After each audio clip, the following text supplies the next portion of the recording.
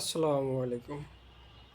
আজকে যে অঙ্কটা লিখে রাখছি সে অঙ্কটা কী হবে, ৬০ জন ছাত্রের মধ্যে ৪২ জন ফেল করলে পাশের হার কত? তাহলে অঙ্কটা দুইভাবে করা যায়, আমরা দুইভাবে দেখব। তাহলে অপশানে ছিল 25%, 28%, 30%, 32%। তাহলে আমরা অঙ্কে চলে যাই। টোটাল মোট ছাত্র ৬০ জন, তো ফেল করছে ৪২ জন।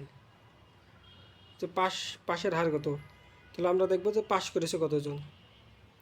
৬০ জনের ভিতরে ফেল করেছে ৪২ জন, ৪২ জনকে আমরা বাদ দিয়ে দেবো, তো পাশ করেছে 18 জন।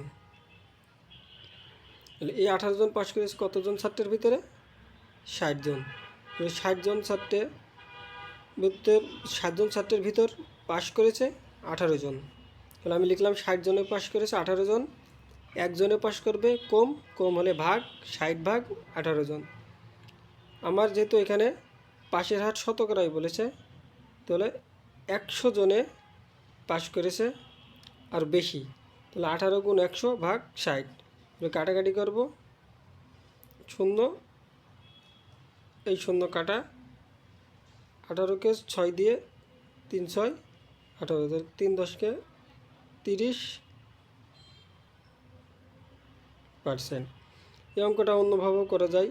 যেমন আমি দেখি যে এখানে ছিল টোটাল 60 জন পাশ করেছে, তাহলে ফেল করেছে 42 জন। তাহলে 60 জনের ভিতরে ফেল করেছে 42 জন,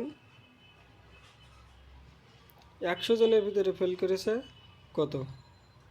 চলো 0 0 6 7 42, 70 জন ফেল করেছে এই 100 জনে। তাহলে পার্সেন্ট কত? 100 থেকে 70 ভাগ সমান 30%। যে যেভাবে বুঝবে সেভাবেই করতে পারেন।